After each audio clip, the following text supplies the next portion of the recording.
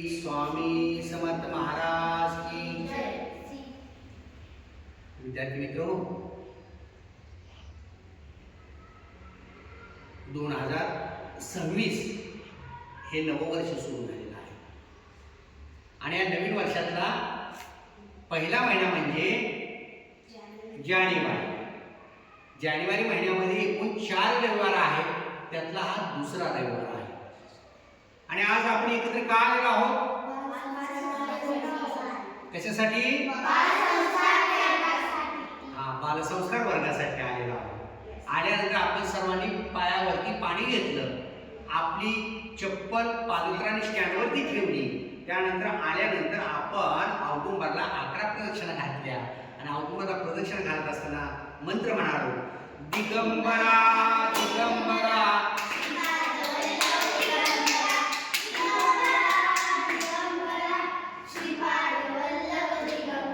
मग विद्यार्थी मित्रो, बालमित्रांनो, आपण दरबारात आलो, महाराजांना 3 वेळा मुजरा केला आणि काय केलं? श्री स्वामी समर्थ एक माळ मंत्र जप केला.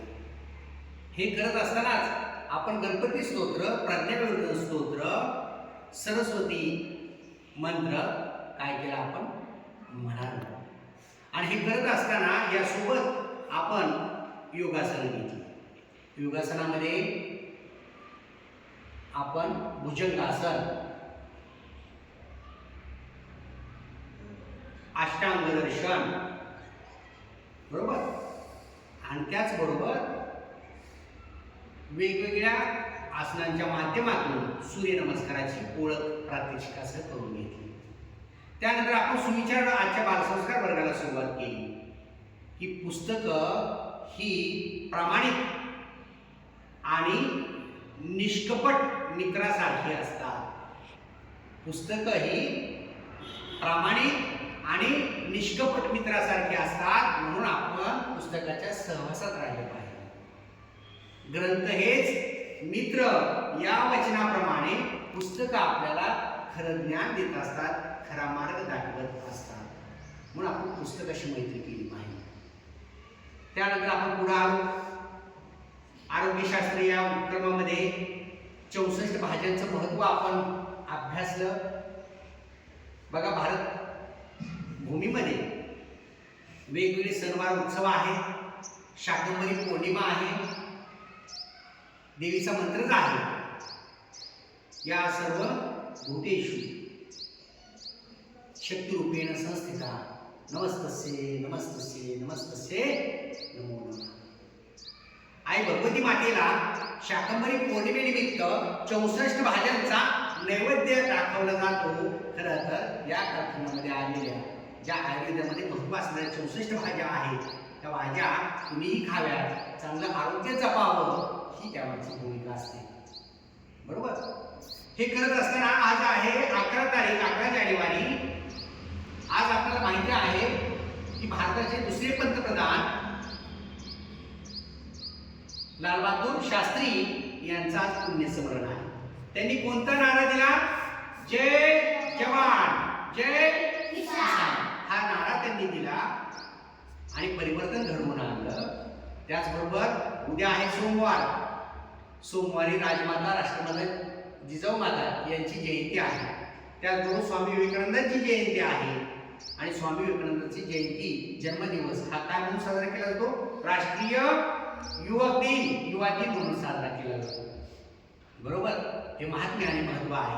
त्याचबरोबर बुधवारी 14 तारखेला काय येते आहे? मकर संक्रांती आहे. त्या मकर संक्रांतीच्या निमित्तानं आपण पर्यावरण उपक्रम घेतला. मकर संक्रांत म्हटलं की तिळगुळ वाटप करत असतो आपण.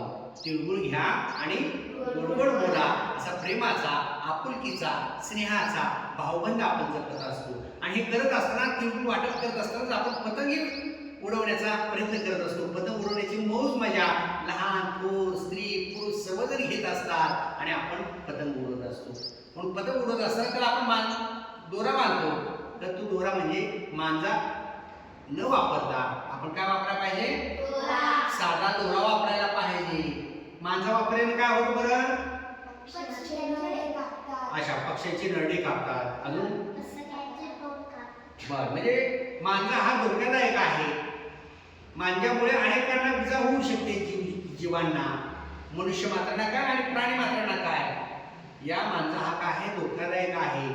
म्हणून मांजा वापरण्याऐवजी आपण साधा दोरा वापरला पाहिजे आणि पर्यावरणपूरक संदेश आपण देणं गरजेचं आहे. त्यानंतर आपण 12 बलुतेदारापैकी प्रथम बलुतेदार म्हणजे शिंपी याविषयी माहिती घेतली. संत नामदेव महाराज स्वतः शिंपी होते. आपण खरं तर आपले जे शिंपी आहेत, टेलर काका आहेत, त्याची एक मुलाखत घेतली पाहिजे, कारण त्यांच्यामुळे आपलं व्यक्तिमत्व हे काय आहे, उत्तम दिसतं आहे.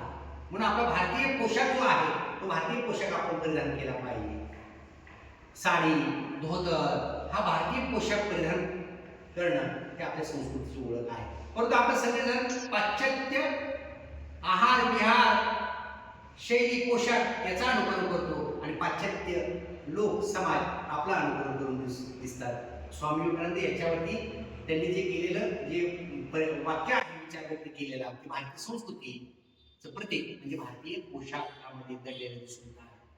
म्हणून विद्यार्थी मित्र, आपण भारतीय राज्यघटना स्वामी विवेकानंद यांचं जीवनचरित्र या निमित्तानं अभ्यासलं. त्याचबरोबर बालसंस्काराचा जो पाठ्यक्रम आहे 14 विद्या 64 कला याविषयी आपण आज माहिती घेतली. त्याचबरोबर मी तुम्हाला गृहपाठ दिलेला आहे की स्वतःचे कपडे हे स्वतः धुवायचे, स्वतःच्या कपड्याची इस्त्री ही स्वतः करायची. करणार का मग?